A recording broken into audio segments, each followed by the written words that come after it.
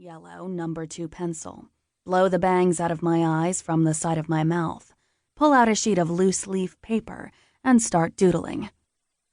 Heart. Star. Square box. My initials, M and W, which stand for Molly Wakefield. Then I write Molly Hearts Boys. Unfortunately, there is no one particular boy I'm doodling about. My best friend, Jenna, says I have the worst luck because I'm too picky. I'm not sure what that is actually supposed to mean, considering my dating pool is basically a group of hormonal high school boys who think it's funny to burp the alphabet. Example.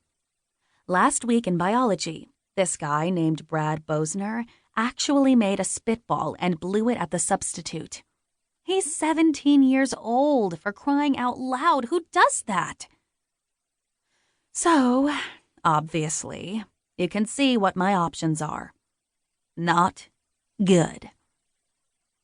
I have no doubt Spitball Bosner would take me on a date in a heartbeat, but do I want him to?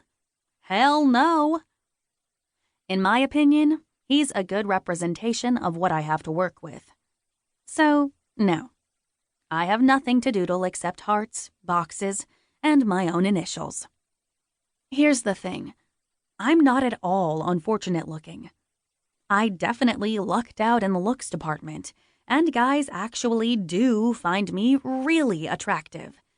But let's be perfectly honest. Guys aren't tripping over themselves to take me out. I also seem to have one other problem. The wrong guys find me attractive.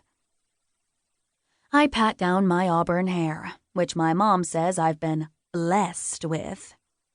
If you want my opinion, auburn is just a fancy name for almost red. It's long, glossy, and hangs just past my shoulder blades, and when I'm lucky, it has a natural wave. Today, I'm wearing it down, but normally I keep it pulled back in a ponytail because I'm lucky enough to have parents who bought me a Jeep Wrangler. Thanks, Mom and Dad, on my 16th birthday. And let's face it, it's easier to drive that thing without hair whipping in my face. So yeah, my hair is almost always in a ponytail. I have clear green eyes, a pert nose, and of course, a smattering of freckles across the bridge of my nose. Beautiful? No. Pretty? Debatable. Cute? Yes. At least, that's my opinion of myself. Once again, I hear the tap-tap-tapping from Erica's phone. Seriously?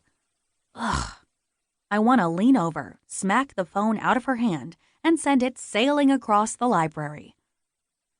Normally, I don't have such intense thoughts about people, but this chick is pushing all my buttons and doesn't even realize it, which is super annoying.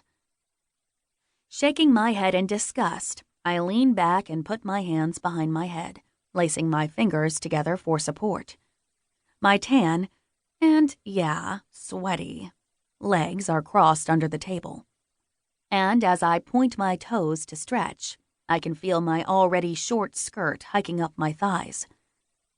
Eventually, I lean down to unbuckle the adorable espadrille wedges on my feet, and as I do, the hair on the back of my neck prickles. I get the distinct feeling that I'm being watched. How cliché, right?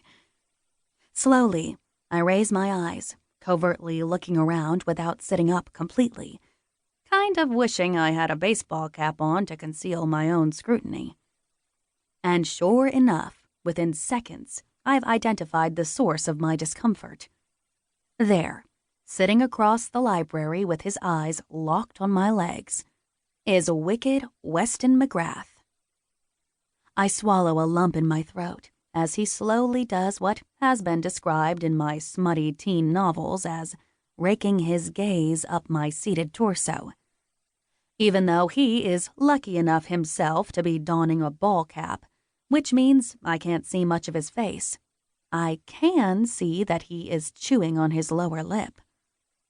It's excruciating, infuriating, and so exciting.